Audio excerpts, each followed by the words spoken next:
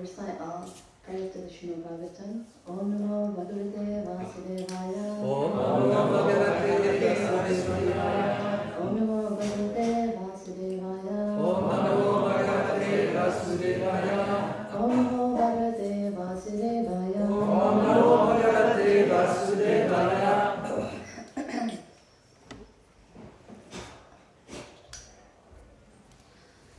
So today we're reading from Srimad Bhagavatam, Canto 10, Chapter 1, verse 59. So I'll start just to recite it. Drishva samatvam chakchure. Drishva samatvam chakchure. Drishva samatvam chakchure. Drishva samatvam chakchure. Satye cheva vyavastitim. Satye cheva vyavastitim. Satye cheva vyavastitim. Satye cheva vyavastitim. Kamastushta manarajan. Kamastushta manarajan. Kamsastushta manarajan. Kamsastushta manarajan. Prahasan idam abravit. Prahasan idam abravit. Drishta samatvam chakchure. Drishta samatvam chakchure. Satya cheva vyavastitim.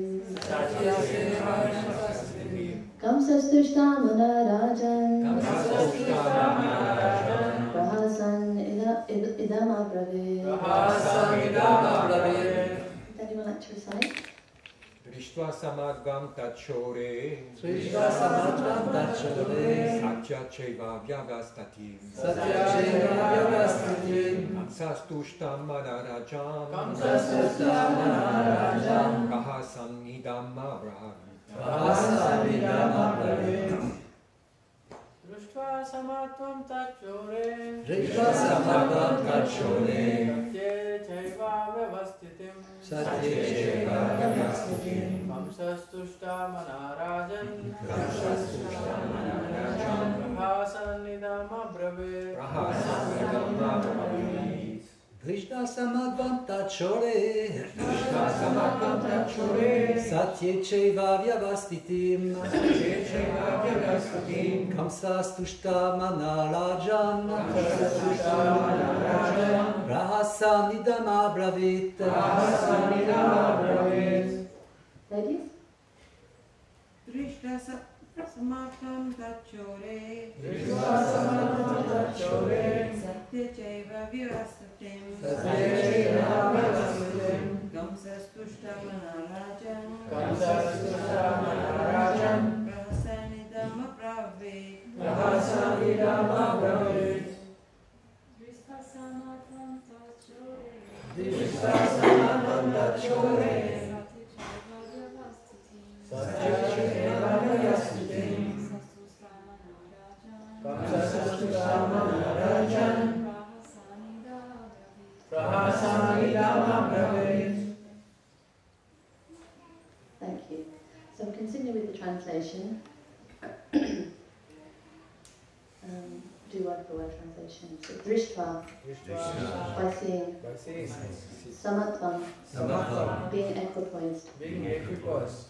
Being equipoised, undisturbed in distress or happiness. Being equipoised, undisturbed in distress or happiness. That. That. Sore. Of Vasudev. Satya. In truthfulness. Cha. Indeed. Eva. Certainly. Vyavastitim. The firm situation. Kamsaha. Kamsa. Tushtamana. Being very satisfied with Vasudev's behavior. Rajan. All marriage Parikshit. Prahasan. With a smiling face. Idam. This. Abravit. Said. Translation and purport by His Divine Grace A.C. Bhaktivedanta Swami Srila Prabhupada Ki. My dear King Parikshit, when Kamsa saw that Vasudeva, being situated in truthfulness, was completely equipoised in giving him the child, he was very happy. Therefore, with a smiling face, he spoke as follows. Purport. The word samatvam is very significant in this verse. Samatvam refers to one who is always equiposed, unaffected by either happiness or distress.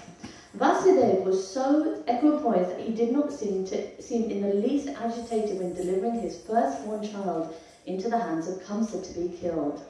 In Bhagavad Gita 2.56 it is said, Dukeshu anubhigna mana sukeshu vigata spriha.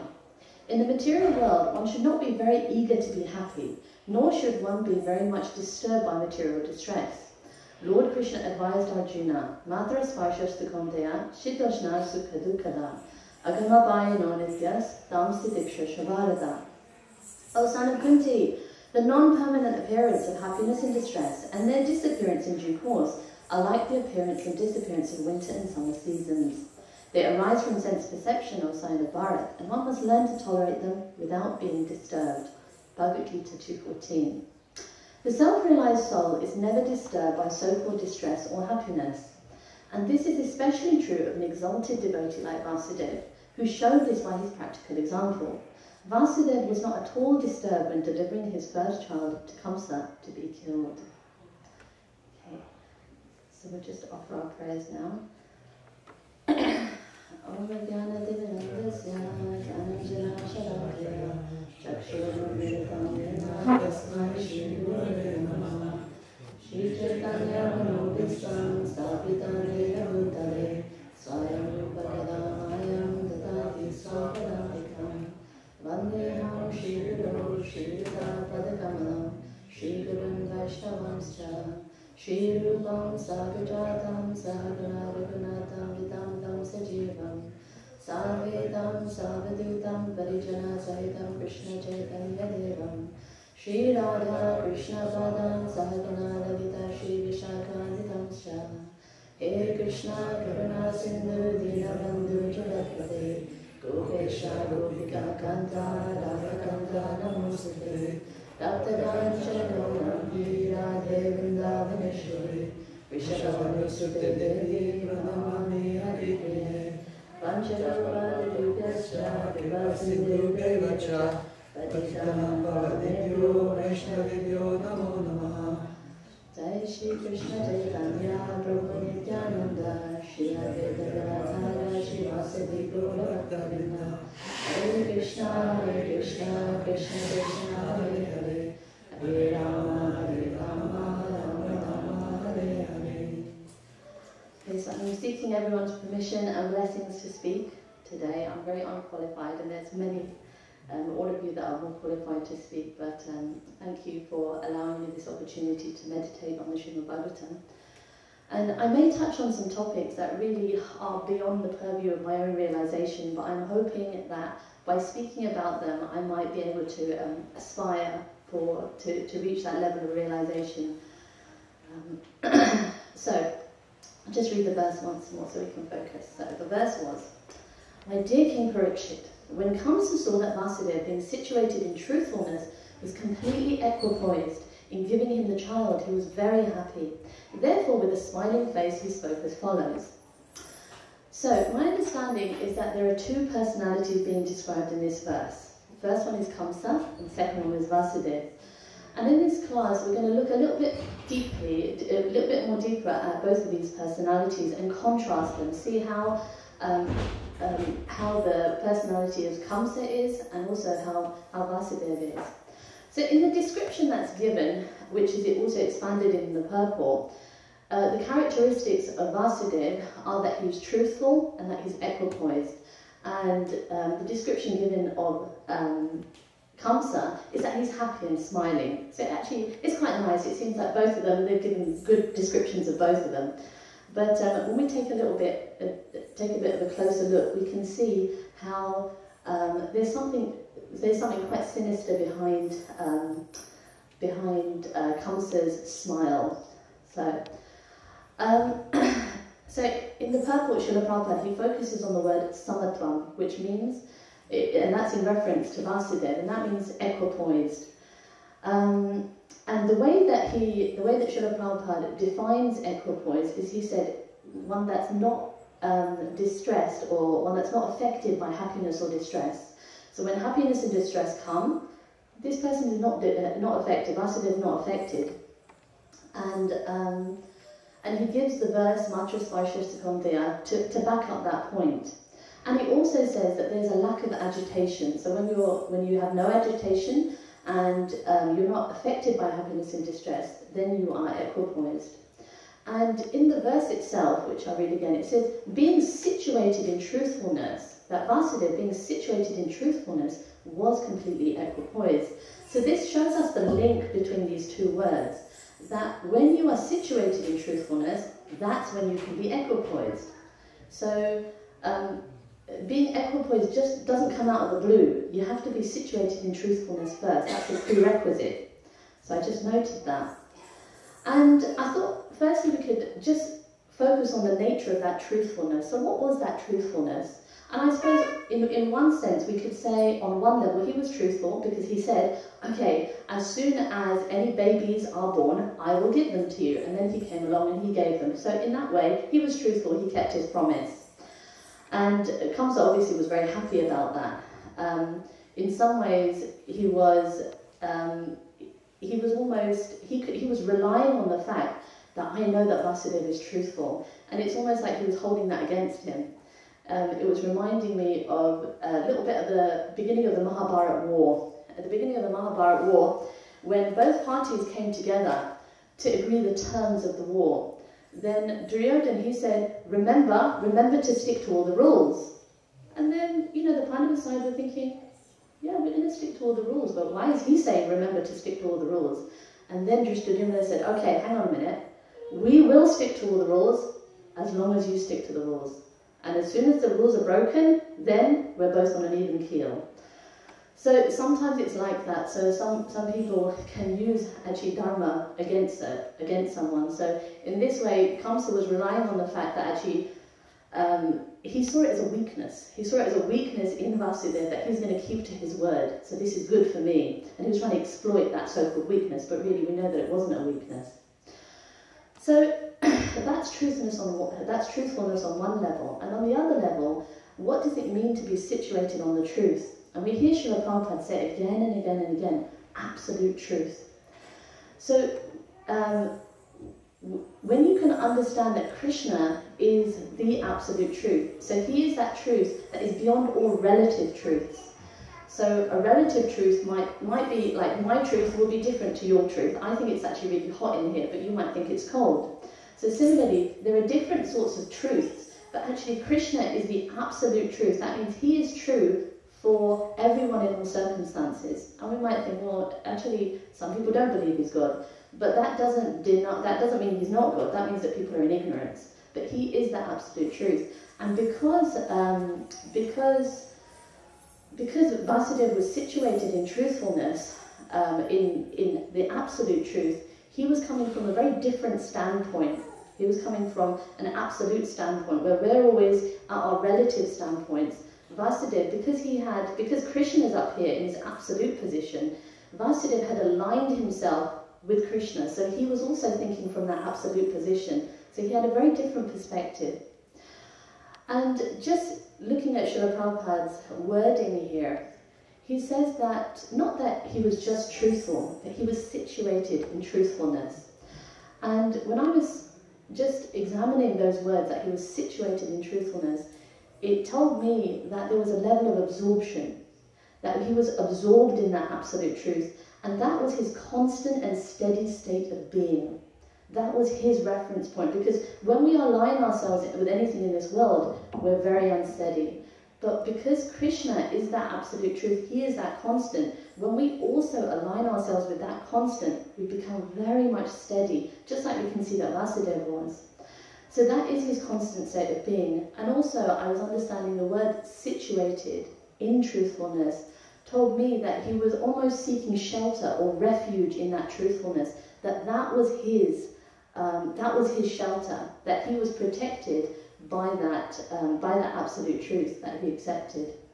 I remember when I was quite young in Krishna consciousness, still young in Krishna consciousness, but some time ago, my Guru Maharaj, Shri Ram Swami, he said that always follow Dharma and you will always be protected. Just follow Dharma. Because sometimes we have so many different things and we don't know what to do, especially when you're new bhakti, you're like, should I do this, should I do that, what should I do? Everything is a big deal.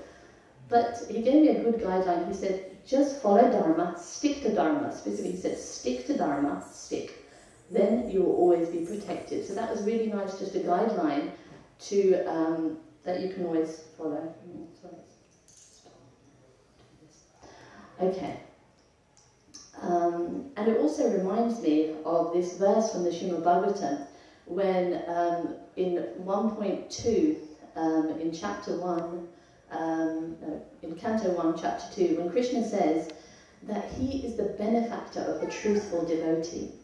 So there's that truth coming up again, and he says that I'm the benefactor, or I'm that protector of that truthful devotee. So we've got to try to come to that space where we take shelter of that absolute truth. Then we'll feel completely protected. We don't have to try to find our own shelter. So we're going to be coming back to that truthfulness. We're going to be coming back to Vasudev's truthfulness in a little while, but I thought it's interesting. Let's contrast Vasudev's position with Kamsa's position now. So let's see, was he situated in truthfulness? I don't think he was. I think we have, instead of being situated in the absolute truth, he was situated in absolute ignorance. So he had not taken shelter of the Lord. He had taken his position as his own shelter, that my own mind, my own intelligence, I can guide myself. I will get myself out of this mess. And as a result of that, he was constantly unsteady. He was constantly unsteady, even though it seemed like he was happy and smiling. So he said that giving him a child, he was happy, therefore with a smiling face. But behind that smile, there was actually a lot of anxiety, because every time there's peaks and troughs. Every time he thinks, yes, yes, I've overcome this evil, then again, like when he was sending different demons to Vrindavan and it failed, then he would go into complete anger and bewilderment and thinking, okay, what can I do now? And so yeah, in this way, he was actually completely fearful, and that was the background of his understanding. And fear is actually the root of ignorance. Fear is the root of ignorance. It says in the 11th canto, 11 to 37, Bhayam Dvidya Vinivesha Tasya, Ishada Petasya, Paryayo Smiti, Dhammaya Ya Buddha Apedatam, Bhakti. Thank you, yes. Okay, so it says, fear arises when a living entity misidentifies himself as a material body because of absorption in the external illusory energy of the Lord. When the living entity thus turns away from the Supreme Lord, he also forgets his constitutional position as a servant of the Lord. This bewildering, fearful condition is affected by the potency for illusion called Maya. Therefore, an intelligent person should engage unflinchingly in an unalloyed devotional service to the Lord, under the guidance of a bona fide spiritual master, whom he should accept as his worshipful deity and his very life and soul. So, I gave this verse to prove the point that actually this is what Kamsa is situated in, the fact that he's situated in fear, because when you are fearful, you don't understand reality. When you're fearful, you don't understand reality. Fear is really fear is atheism. Fear is like, oh my God, there's no one out there. When Krishna, he's always there for us. At every single moment, he's there for us. Krishna is literally just a thought away. And he resides in our heart, and he's always there just waiting for us, waiting and very eager to give us shelter. But when we turn away from this, when we turn away from Krishna, we get very, very fearful. Just imagine if there's a light, and as soon as we turn away, like my son, he's afraid of the dark, because he thinks, oh, okay, mum's not here. And in that same way, we're just like that. We're like a fearful child, and we're trying to search desperately and make our own arrangements. But when we understand that Krishna is there, then we don't have to be fearful. And it's when we come to this understanding, when we come to knowledge, just like Vasudeva, he was in knowledge, and not just theoretical knowledge. He was in realized knowledge of this fact. The fact that he was living the philosophy, because we hear the philosophy, but it's only when you meet someone that's living the philosophy that really takes you back, because you think, okay, this person, and as we see that Vasudeva, he was in such a precarious situation, and yet he was completely equipoised. And if we compare their relative situations, you've got Kamsa, okay? So Kamsa had, what did he have? Let's see, okay, what's the cause of anxiety for Kamsa and the cause of anxiety for Vasudeva? Okay, so Kamsa, we do feel sorry for him. Okay, so he had the threat of someone killing him at some point, but really, that person hasn't even been born yet. It's a distant future thing, and you'd have to wait for that person to be born and for them to grow up to be in a position for them to kill you. But because that is some time away, in some ways you can reason in your mind that, well, I am going to die anyway, so you can kind of calm yourself down. But Kamsa, he was completely consumed with that. As soon as he heard, there is someone, and this person, the 8th child of my sister, will kill me, he was immediately in anxiety. And I wanted to also contrast this with, in the Mahabharata. So Dronacharya, he was also aware that there is someone that has been born to kill him. And that was, does anyone know who it was?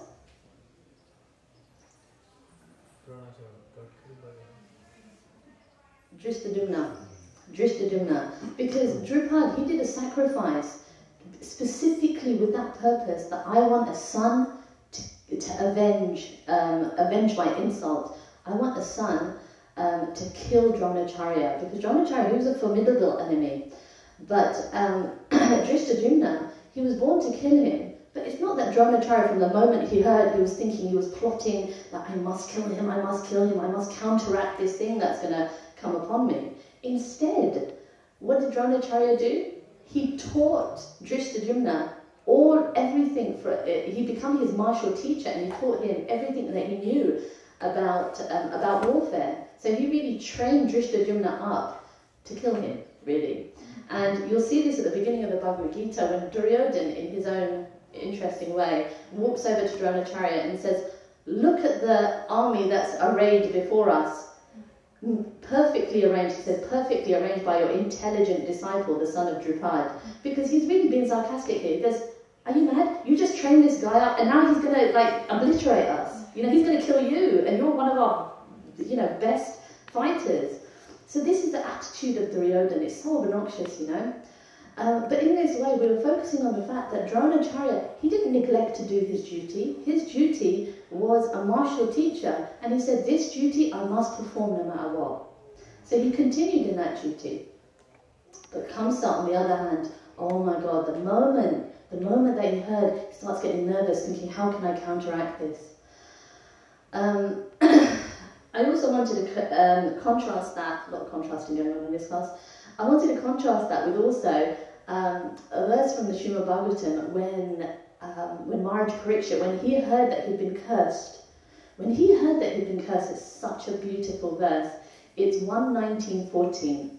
So when he heard that he had been cursed to die in 7 days, he says, the Supreme Personality of Godhead. No, actually, let me just wait.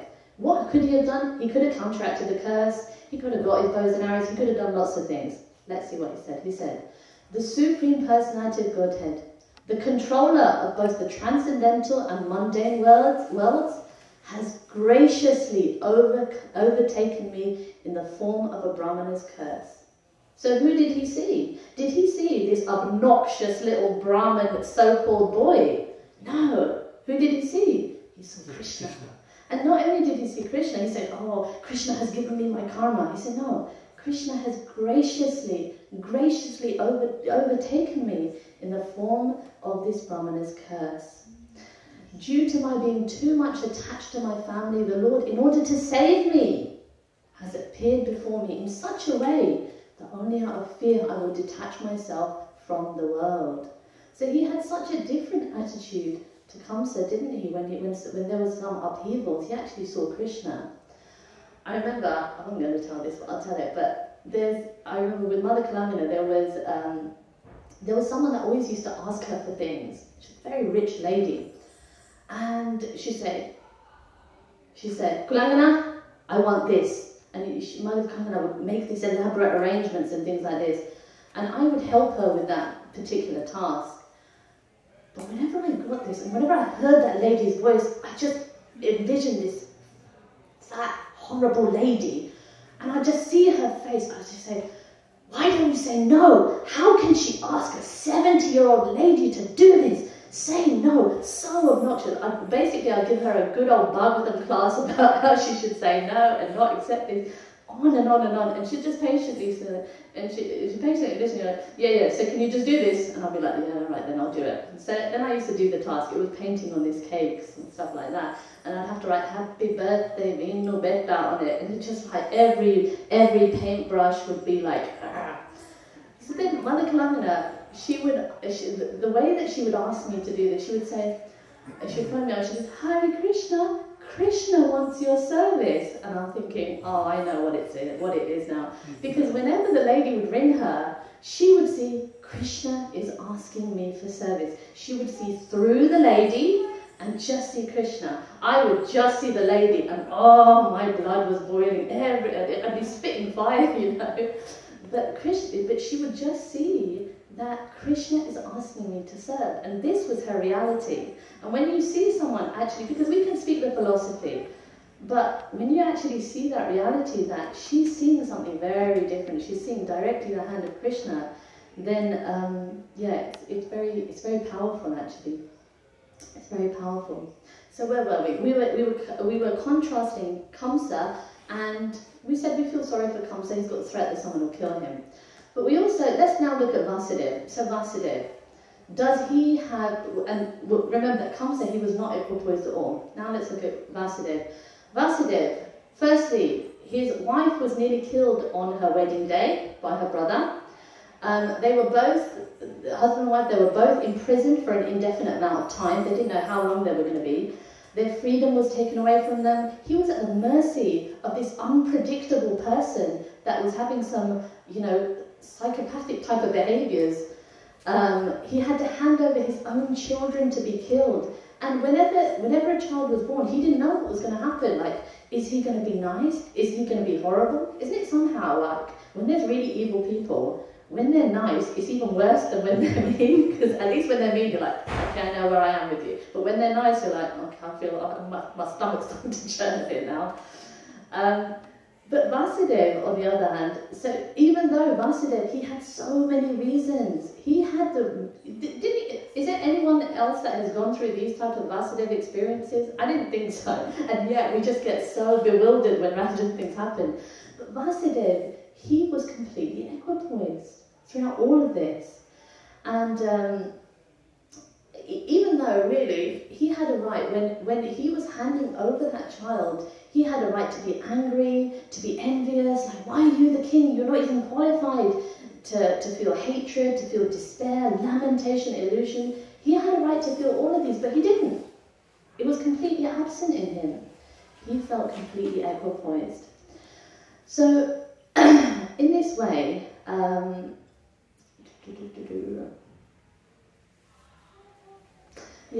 in this way, it describes that, he was completely equipoised. And then in this verse, it also says that that Kamsa was happy. Kamsa was happy, Kamsa was smiling. And we talked about the fact that there was also a roller coaster of feelings going on. 1 minute he was happy, next minute illusion, madness, all of these types of things. But he was happy, and why was he happy? Why was Kamsa happy? Any suggestions of why was he happy? He just received the baby. Why is he happy? Because he could trust Vasudeva, whatever Vasudeva said he fulfilled. Okay, so he could trust Vasudeva. He was happy with Vasudeva. Any other reasons? Because you see, but beyond this trust with Vasudeva, he could reach his goal. His goal was to kill Krishna. Yes, and his mind is, he was thinking to do it without any obstacle. Exactly. He thought, now I can kill Krishna.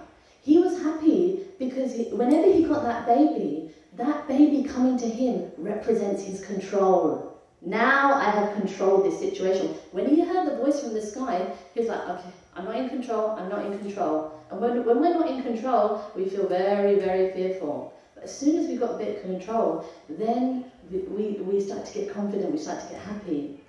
He was happy that he had controlled his destiny, happy that he had Vasudeva under his control. And he thought, okay, he was very confident that now I'm steady, I know what I'm doing, I'm controlling everything around here. But that is a lie, because he's not the supreme controller. And because he's not the supreme controller, he's almost setting himself up to be sorely disappointed, that he will be miserable. And that goes for all of us, isn't it? Whenever we think we can control our situation, whenever we think we can control other people, you are so disappointed. And you automatically fall into hatred, envy, all of these horrible, horrible things that get churned in the heart. And that can happen even if we're living in a temple, you know? That we really get absorbed in these really negative feelings. There's a nice verse that I wanted to mention that really sums up a lot of the concepts that I've talked about today. And that is, it is spoken by Vasudeva a little bit later on. So it's in 10.4.26. So in 10.4.26, basically what happens is that later on, Kamsa, Vasudeva, he hands over more and more children, and then finally, Yogamaya, she's swapped from Gokul, and then when Yogamaya comes and Kamsa tries to kill Yogamaya, he dashes her to the floor or to the wall, and then Yogamaya comes and she said, don't you know, you fool, your death has already been born somewhere in this world. I say that because I played Durga in a play, so I was like, Kamsa! So I'm really getting those flashbacks, you know. The baby that is due to kill you has already been born. So yeah. And then when Kamsa hears that, because before he's like, yes, I control my destiny. One baby after another. Yes, I'm in control. And then as soon as he hears that, he starts getting nervous. Oh. And then what does he start doing? He starts speaking this philosophy. Shall I tell you this philosophy? It's hilarious. Anyone that hasn't read it, it would be, you start really wondering who's speaking here. Okay. So this is Kamsa speaking. He says, in Srimad Bhagavatam 10.4, he says, "Oh great souls," so he's speaking to Vasudeva and to Devaki, he said, "Oh great souls, your children have suffered their own misfortune, therefore please do not lament for them. All living entities are under the control of the Supreme, and they cannot always live together. In this world we can see that pots, dolls and other products of earth appear to break and disappear, mixing with the earth. Similarly, the bodies of all conditioned living entities are annihilated, but the living entities, like the earth itself, are unchanging and never annihilated. Interesting, that, isn't it? I remember when I was reading through this, I was reading with my son, and we're like, what? Hang on, who's speaking? We realize it's Kamsa speaking. Isn't it sometimes we like to justify, we like to use the philosophy to justify our own means. So in this way, Kamsa is saying these type of things, but really he has no realization in the heart. Absolutely zero. Absolutely zero realization in the heart. So in response to this, I want to tell you a really nice verse. This is one of my favorites. I always say every verse is my favorite, but this is my favorite. Okay, so it's in Canto 10, Chapter 4, verse 26 and 27. This is Vasudeva speaking to Kamsa. And really nicely, it really relates to this verse that we're speaking about today. It says, "Oh great personality Kamsa, only by the influence of ignorance does one accept the material body and the ego. What you've said about this philosophy is correct." Now this is the bit you can all switch on for this. Persons in the bodily concept of life, lacking self-realization, they differentiate in terms of this is mine and this belongs to another. Persons with the vision of differentiation, they're imbued with the material qualities: lamentation, jubilation, fear, envy, greed, illusion and madness. So who is that describing? Kamsa. That he's different, that differentiation, That differentiation, this duality, which he talks a lot in the Bhagavad Gita about, that duality it means that there's two. Dual means two, but really there's only one. I'm not speaking my philosophy here, but really there's only one truth that is Krishna. And if we accept that one truth that is Krishna, you can see anything in life and you'll just be so peaceful. You'll just be so peaceful. But instead it says over here, and it's interesting, there's like all of these qualities, but which quality stood out as a little bit different from the others? I'll read it again. Anyone? It says, persons with the vision of differentiation are imbued with the material qualities: lamentation, jubilation, fear, envy, greed, illusion, and madness. Jubilation. That even in happiness, this is also craziness. Yeah? Happiness is also craziness. Because they're imbued by them. Why? It tells you. Because they are influenced by the immediate cause, which they're busy counteracting. He was busy counteracting the immediate cause. Because they have no knowledge of the remote, the supreme cause, the personality of Godhead. So when you don't have an understanding of the remote cause, the personality of Godhead, then you're trying to counteract the immediate cause. Why did that person say this to me? Who is their authority to do this and this and this to me? But who's doing anything to you? Who's behind it? See, change your vision. Change your vision. As I said, I'm actually preaching to myself here. But these verses, they really give me a window into what is reality and what is illusion, and how to live my life in such a way that I'm not miserable. Because whenever you try and counteract these things, you're just absolutely miserable. Okay. But yeah. So I just wanted to conclude with a couple of points on the fact that Vasudeva, really we know, I think we're convinced, hopefully now, by the end of this class, that we don't want to be in Kamsa's camp. He's not happy. He's smiling, but he's not actually smiling. Do we really want that type of happiness? Do we want that sort of a smile on our face? It doesn't last. It just doesn't last. And even if you make it to the top of the food chain, it's still misery, you know? Best, always, the safest place is just to be the servant of the servant of the servant. Whether you're the temple president or whether you are the new Bhaktin, you know? Always just try to strive to be the servant of the servant.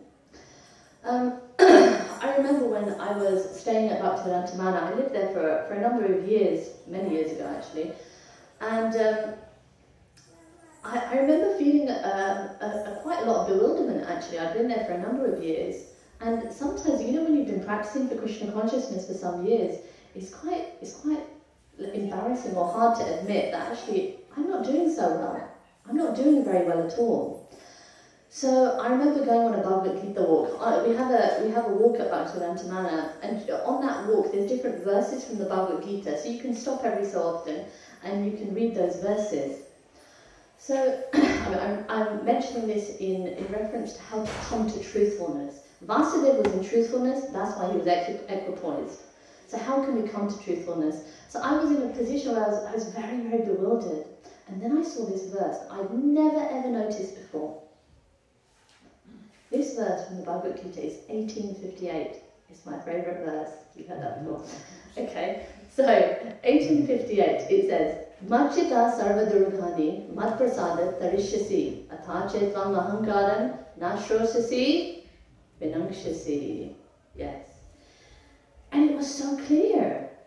He says, Krishna says, if you become conscious of me, if you will pass over all obstacles of conditioned life by my grace.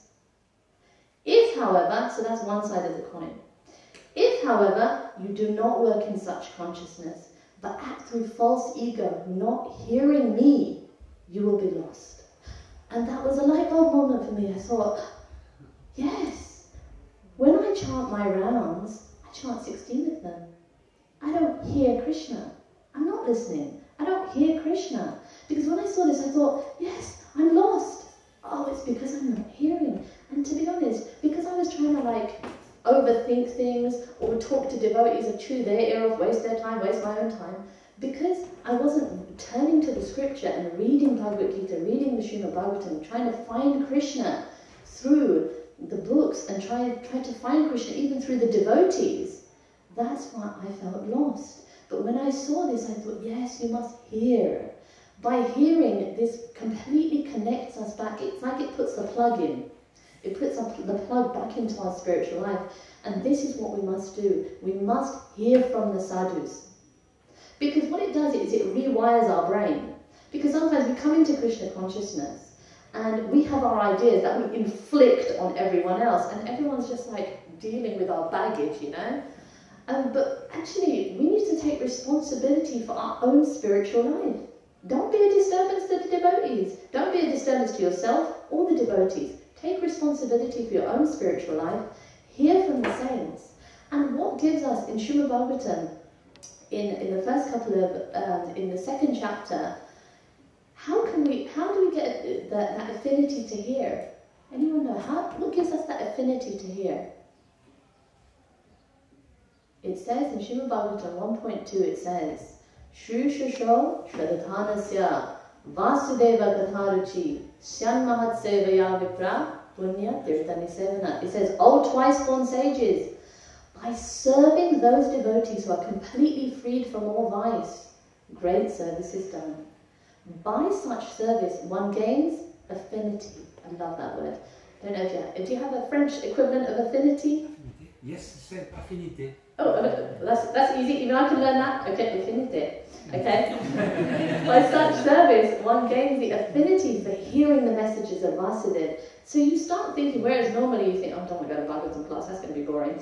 But somehow you turn up and you think, I want to hear, and I don't even know why, you know? And then what happens after that, it says, the next verse, it says, Nasta Bresha Badreshu. No, it doesn't. Shrinvatam Sarkata Krishna, Punya Shravana Kirtana, Hridyantastoya Badrani, Vidunoti Suritsatam. It says, Shri Krishna, the personality of Godhead, who is the Paramatma, the super soul in everyone's heart, and the benefactor of the truthful devotee. We're getting back to truth here. The truthful devotee. He. Because sometimes we think, oh, I've got to clean my heart. It says here something different. It says, he cleanses the desire for material enjoyment. We just have to attract his mercy. That's all we have to do. We just have to attract his mercy, and he actually does the work. He cleanses the desire for material enjoyment from the heart of the devotee who has developed the urge to hear his messages. That urge is like a pushing. I have to do, I have to do, I have to do. That urge. Remember that word urge. When I think of urge, I think of my son saying, Mom, I need to go to the toilet now, you know? So this urge with that urgency, like, no, now, I have to do this. The urge to hear his messages, which are in themselves virtuous when properly heard and chanted, that we must hear. For me personally, hearing is the most important thing. When I hear, especially particular classes, for me, I have such a mad mind. I don't even know how I'm sitting up here, honestly. If you knew me the rest of the 24 hours of the day. But hearing is like a tranquilizer. You know when you get a mad person in a mental asylum and then they give their tranquilizer like, ah. You know, it's just like that. But the mind is mad like this. We have to be aware, I need to rewire my brain. I'm not okay. You know, I'm not okay. I need to rewire my brain. And when we rewire this brain, it doesn't mean that you all become clones of each other. It means that Krishna, when the scriptures touch your heart, then you will be the best version of yourself. That you will be exactly who you're meant to be and express your devotion in the unique way, the unique contribution that you're meant to make. But he will just bring out the best in you. And then automatically you will be happy. Because you will be being yourself. You don't have to be Kamsa type happy, you know, at other people's misery. You know, you can actually be happy yourself. So in this way, when we rewire our brain, we actually, when we hear from the sadhus, we understand, what should I do, what should I not do? You're going to feel the warmth of the Lord through his devotees because you associate with Srila Prabhupada on so many levels. This hearing, I would say that even if you kind of lose the plot on a lot of things, don't stop hearing. Because when you stop hearing, then you're lost. because the intelligence will never recover. You're going to replace it with your past samskaras, all of these things, you know, all these judgments, all these other things, all these problems, all these paranoias. They've come up to the surface to harass you. Don't let them harass you. Keep under the shelter of the Lord, just like Vasudeva was. When Vasudeva, he was completely equipoised. Why? Because he just saw Krishna. He just saw Krishna in the background. Now that doesn't mean that if we're in a situation, we don't speak up, because sometimes this is a problem I find, you know, in ISKCON or in temples, that we feel too scared to speak up because you think, oh, I can't say this, A, because it's an offence, or B, because you know, it's just my mind. No, if there's something, you must express, but you must express respectfully through the right channels. But you know, generally, whenever anything happens, you just see the Lord. You just see the Lord. So we need to balance those two things. So I'll just end off by just repeating the verse.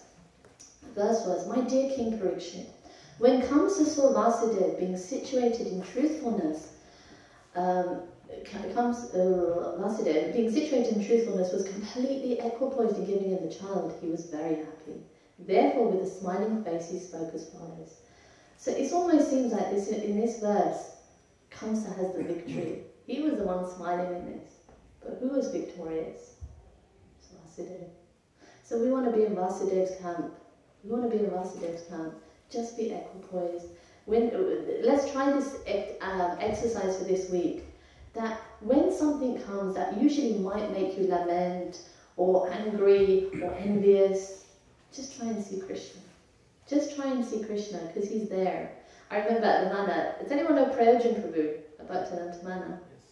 So Prayojan Prabhu, I remember he used to say to me, when I was bhakting, he used to say, look for Krishna in your service. Look for Krishna. And he would say this holding a toilet brush in one hand and a plunger in the other, because he was the temple commander. He is constant. If you ever needed Prayojan Prabhu in the temple, you just go to the toilets, find him there. And so he would look for Krishna in the toilet. So what to speak of us? In every interaction, look for Krishna. Look for Krishna. Because remember, in 1858, the Lord gives us, he said, if you become conscious of me, you'll pass over all obstacles of material life by my grace. If, however, so we make a choice there. He says you will be, if you act through false ego, not lost. Hearing me, you will be lost. You will be lost. You'll be lost. So thank you for your kind attention. As I said, I was very much preaching to myself, but I find it very purifying actually. Thank you for asking me to give class, because it was an opportunity for me to really, I saw this verse and I thought, what can I say? And then when I was reading more and more and absorbing myself in the scripture, I thought, oh, Krishna is so kind actually, that he gave me this opportunity to purify myself. So thank you very much. Thank you. Thank you. Hare Krishna. Shri Bhagavatam ki jai.